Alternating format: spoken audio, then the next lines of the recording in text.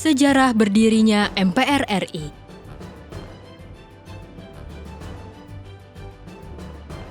Majelis Permusyawaratan Rakyat adalah lembaga negara yang berdiri sebagai lembaga legislatif dalam sistem tata negara Republik Indonesia. Dalam sejarahnya, MPR beberapa kali mengalami perubahan status dan nama. Konsep-konsep mengenai keterwakilan rakyat pun sudah digaungkan oleh para pendiri bangsa pada awalnya.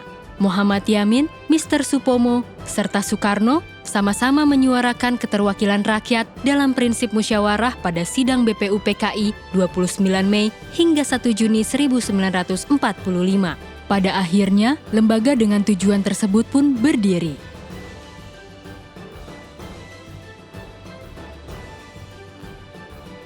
Majelis Permusyawaratan Rakyat pertama kali berdiri dengan rupa Komite Nasional Indonesia Pusat.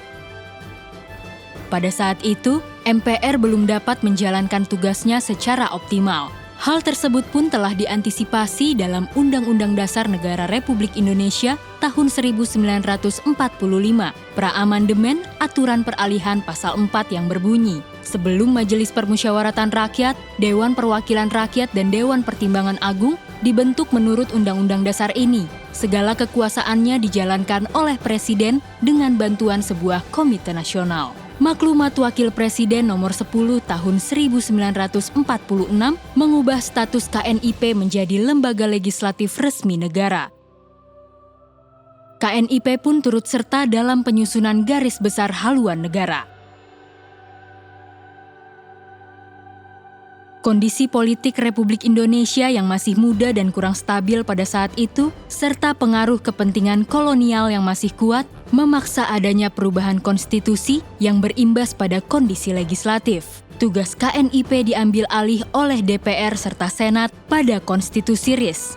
Kemudian pada UUDS 1950 dilaksanakan oleh DPR dan konstituante. Sayangnya, gejolak politik dan kegagalan konstituante hasil pemilu 1955 untuk menyusun konstitusi negara memaksa Presiden Soekarno membubarkan konstituante dan mendirikan Majelis Permusyawaratan Rakyat sementara, berdiri di Gedung Merdeka, Kota Bandung, Jawa Barat, dengan Ketua Khairul Saleh serta Wakil-Wakil Ketua Ali Sastro Amijoyo, D.N. Aidit, Idam Halid, serta Wiluyo Puspoyudo. Sejak peristiwa G30 SPKI pada 1965, MPRS membersihkan diri dari unsur-unsur Partai Komunis Indonesia. MPRS mempertegas dirinya sebagai lembaga tertinggi negara dengan pengukuhan ketetapan MPRS nomor 10 tahun 1966. MPRS yang dipimpin oleh Jenderal A.H. Nasution menolak pidato pertanggungjawaban Nawaksara dan pelengkap Nawaksara serta memakzulkan Presiden Soekarno yang dianggap gagal memenuhi kewajiban konstitusionalnya. MPRS kemudian mengangkat Jenderal Soeharto sebagai Presiden Republik Indonesia kedua.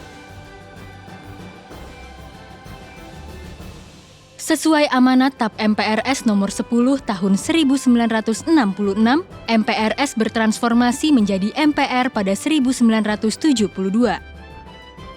Tokoh-tokoh seperti Idam Halid hingga Harmoko pernah mengisi kursi ketua MPR di era Orde Baru.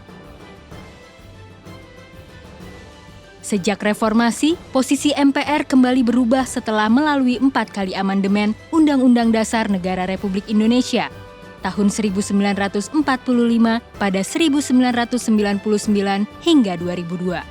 MPR tidak lagi memiliki mandat memilih serta mengangkat presiden dan wakil presiden. MPR saat ini memiliki tugas dan wewenang mengubah dan menetapkan Undang-Undang Dasar sebagai hukum dasar negara serta melantik presiden dan wakil presiden hasil pemilu. Saat ini, keanggotaan MPR terdiri atas 575 orang anggota DPR dan 136 anggota DPD, sehingga menjadi 711 orang dengan 10 orang pimpinan dari fraksi dan kelompok DPD di MPR. Demikianlah sejarah berdirinya Majelis Permusyawaratan Rakyat Indonesia.